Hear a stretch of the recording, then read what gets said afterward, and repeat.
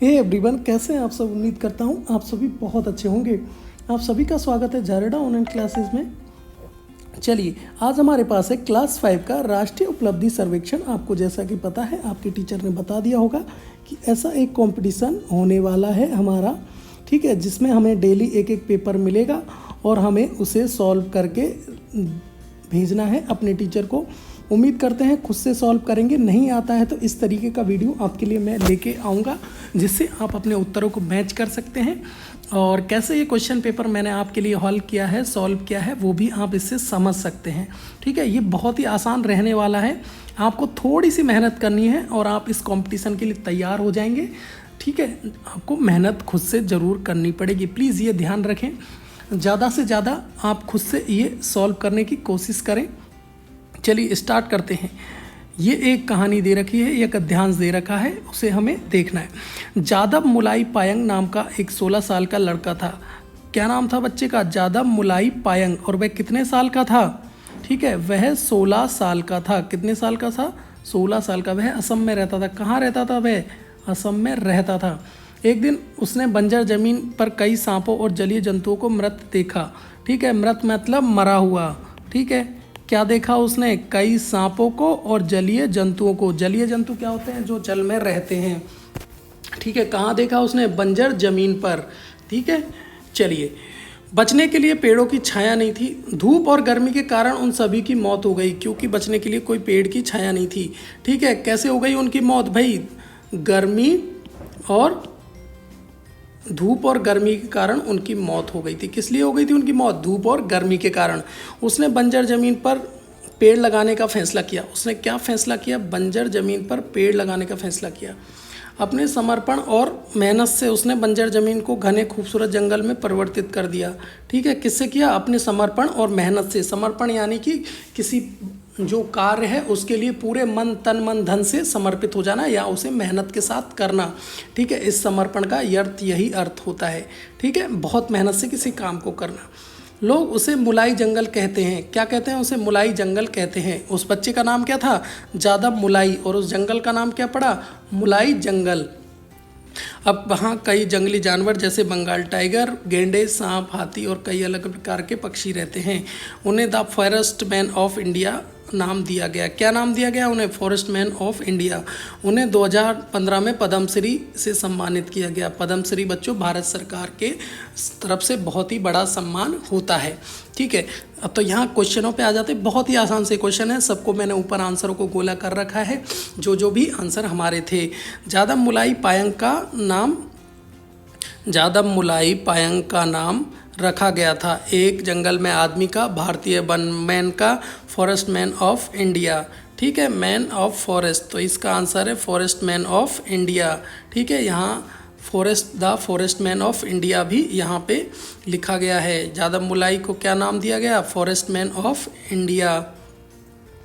ठीक है, क्या नाम दिया गया? Forest man of India, the forest man. इस तरीके से हिंदी में द फॉरेस्ट यानी जंगल, मैन ऑफ इंडिया। ठीक है, क्या नाम दिया गया? Forest man of India. मुलाई वन के विषय में क्या अनोखा है? यहाँ घना जंगल है, ये एक बंजर भूमि पर विकसित किया गया है, यहाँ कई जंगली जानवर रहते हैं। ठीक है, तो ये है। ठीक है, ये सब चीज़ें तो भाई सब जगह है, लेकिन ये क्या है? एक बंजर भूमि पे विकसित किया गया था। ठीक है, कहाँ लिखा गया है ये? ठीक है, ये यहाँ देखिए, एक बंजर जमीन भूमि पे थी वहाँ पे। ठीक है, क्या थी? बंजर भूमि। तो उस जगह बंजर भूमि पे इसे विकसित किया गया है। ठीक है, इसको मैं इधर मिटा देता हूँ ताकि आपको घिचपिच सी ना लगे। ठीक है, तो उसे किस पे? भूमि पे, बंजर भूमि पे विकसित किया गया। मुलाई वन को इसका नाम कैसे मिला? ठीक है, तो इसे जादव मुलाई ने विकसित किया था भाई। जादव मुलाई जो बच्चा था उसने इसे उगाया था। ठीक है, इसीलिए उसका नाम मुलाई जंगल पड़ा। ठीक है, किसने उगाया था? जादव मुलाई ने। ठीक है, इसलिए इसका नाम मुलाई जंगल पड़ा। जादव मुलाई वन को विकसित करने में सक्षम था, क्योंकि वह मेहनती और समर्पित था। ठीक है, क्या था भाई वो? मेहनत और समर्पित था, मेहनती और समर्पित था, इसीलिए उसने यह जंगल अपने उगा पाया। क्योंकि भाई वो ज़मीन कैसी थी? बंजर ज़मीन थी। ठीक है, देखो यहाँ पे भी लिखा हुआ है, अपने समर्पण और मेहनत से उसने बंजर ज़मीन को घने और खूबसूरत जंगल में परिवर्तित कर दिया। ठीक है, ज़्यादा मुलाई पायंग क्या करना चाहते थे? वह पर्यावरण को बचाना चाहते थे। जब देखा उन्होंने कई जलीय जानवर और सर्प मरे पड़े हैं, क्योंकि वहाँ पेड़ पौधे और कोई छाया नहीं थी, तो वो ये पर्यावरण को बचाना चाहते थे। ठीक है, नीचे हमें फिर से एक बार ऐसी तरीके से गद्यांश या कहानी हमें दी है, राम और आम, रामू और आम। ठीक है, क्या नाम है इसका? रामू और आम। चलिए आगे बढ़ लेते हैं। ठीक है, रामू और आम की जो ये बात है हम यहाँ देखते हैं। एक बार तमिलनाडु में एक अमीर आदमी रहता था। वह एक दिन 2 आम लेकर आया। कितने आम लेकर आया? 2 आम, और अपने नौकर रामू को दे दिए। किसको दे दिए? नौकर रामू को। उसने आमों को टुकड़े में काटने की बात कही, क्योंकि उसका दोस्त आने वाला था। ठीक है, क्यों कही टुकड़ों में आने वाली बात, काटने वाली बात? क्योंकि उसका दोस्त आने वाला था। आम काटते समय रामू ने उसे स्वाद चखा, ताकि वह सुनिश्चित किया जा सके कि आम खट्टे ना हो। सुनिश्चित मतलब होता हो कि भाई पक्का कर ले, कि भाई चेक कर ले पहले ही कि आम खट्टे तो नहीं हैं। आम बेहद मीठे और रसीले थे। यह बहुत मीठा है। अगर मैं सिर्फ एक टुकड़ा अधिक खा लूँ तो मालिक को कभी पता नहीं चलेगा, उसने सोचा। उसने एक टुकड़ा खाया, कुछ ही मिनटों में थाली खाली हो गई। पहले एक खाया, फिर एक खाया, फिर एक खाया, फिर एक खाया, तो सारी थाली खाली हो गई। रामू बहुत डर गया कि उसका मालिक उसे नौकरी से निकाल देगा। उसने एक विचार आया। वह अपने मालिक के पास गया और बोला कि वह आम नहीं काट सकता, क्योंकि चाकू की धार नहीं है। उसे पैना करने के लिए उसने मालिक को चाकू दिया। रामू ने अपने मालिक को दोस्त को आते देखा।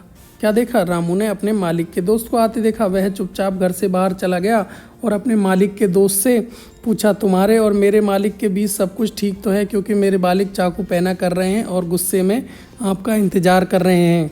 उसने क्या चाल चली? उसने अपने दोस्त जो था मालिक का, उसको बोल दिया कि आप दोनों में सब ठीक तो चल रहा है ना, क्योंकि जो मेरे मालिक है वो चाकू तेज कर रहे हैं और गुस्से में आपका इंतज़ार कर रहे हैं। दोस्त डर गया, बहुत तेज़ी से दौड़ना शुरू किया। वो डर गया कहीं मुझे मार ना दे, तो इसीलिए उसने तेज़ दौड़ना शुरू किया, भाग गया वो। रामू अंदर गया और रोने लगा। उसने कहा, मालिक आपके दोस्त ने दोनों आम ले लिए और वह भाग रहा है। मालिक ने अपने दोस्त को दौड़ते हुए देखा। वह भी हाथ में चाकू लेकर उसके पीछे दौड़ने लगा। वह अपने दोस्त को पकड़ नहीं पाया और वापस घर आ गया। उन्होंने रामू को लालची आदमी से बचाने के लिए धन्यवाद दिया। वह पुरस्कार के रूप में रामू के लिए ज़्यादा आम लेकर आए। तो रामू ने यहाँ क्या चाल चली आप सभी ने देखा ना, तो उसे और पता भी नहीं चला। कहानी में आम किसने खाए थे? भाई एक ही था, वो लालची आदमी रामू, जो टेस्ट करते करते, स्वाद करते करते सारे आम को चट कर गया। काटना और दौड़ना शब्द हैं। ठीक है, यहाँ ये शब्द आपको बताने हैं। काटना और दौड़ना शब्द हैं। काटना और दौड़ना शब्द हैं। तो काटना और दौड़ना शब्द हैं क्रिया। क्रिया मतलब किसी कार्य का होना। ठीक है, यहाँ कुछ चीज़ काटी जा रही है और ये व्यक्ति दौड़ रहा है। ठीक है, तो यह क्रिया है। कहानी में से निडर का विलोम शब्द ढूंढिए। निडर यानी जो किसी चीज़ से भी डरता ना हो, और डर, ठीक है, डर यानी डर जाना, ठीक है, डरना, ठीक है। निडर वो होता है जो डरता नहीं है। ठीक है, मालिक अपने दोस्त के पीछे भाग रहा था। क्यों भाग रहा था भाई? क्योंकि उसे लगा कि वह उसके आम लेके भाग रहा है, तो वह अपने आम वापस लेना चाहता था। कहानी में होशियार व्यक्ति कौन है? रामू, जो भाई आम भी चट कर गया और अपने मालिक को भी पागल बना दिया। दिए गए विज्ञापन को ध्यान से पढ़ें और सवालों के जवाब दें। यह विज्ञापन किस विषय से है? तो ये भाई बाल पत्रिका है। ठीक है, यहाँ पे बच्चों की बात हो रही है। यह पत्रिका किस माह की है? तो यहाँ देखेंगे तो आपको पता चलेगा कि यह सितंबर महीने की है। ठीक है, सितंबर महीने की है। चलिए, बाल किलकारी पत्रिका निम्न में से क्या नहीं होता है? तो बाल किलकारी जो आपकी कविता है, देख लेते हैं इसमें क्या क्या है। कविता है, कहानी है, तुम्हारी रचना है, बाल उपन्यास है, ठीक है, और संस्मरण है। तो क्या नहीं दिख रहा है हमें? निबंध नहीं दिख रहा है। सारे आंसर आपके इसी में छुपे हुए हैं, आपको ध्यान से बस देखना है। ठीक है, चलिए, बाल किलकारी पत्रिका में निम्न में से क्या नहीं होता है? तो निबंध नहीं होता है। पर्वतों की रानी किसे कहा गया है? तो यहाँ देखेंगे तो पर्वतों की रानी मसूरी को कहा गया है। किसे कहा गया है? मसूरी को कहा गया है। कविता शब्द का पर्यायवाची लिखें। ठीक है, कविता यानी कि काव्य। ठीक है, इस तरीके से हमारी जो आपकी NSA है, राष्ट्रीय उपलब्धि सर्वेक्षण वाली जो पेपर है क्लास 5 का, आज हिंदी का यहाँ पे सॉल्व हो चुका है। भाई अगर आपको कुछ भी अच्छा लगा हो तो कमेंट करके मुझे ज़रूर बताएं। कुछ नहीं समझ में आया तो भी कमेंट कर सकते हैं। जिसने भी सब्सक्राइब नहीं किया है तो जल्दी से सब्सक्राइब वाला जो रेड बटन है उसे दबा दें और वीडियो को लाइक शेयर करना ना भूलें। वीडियो देखने के लिए आपका बहुत बहुत धन्यवाद।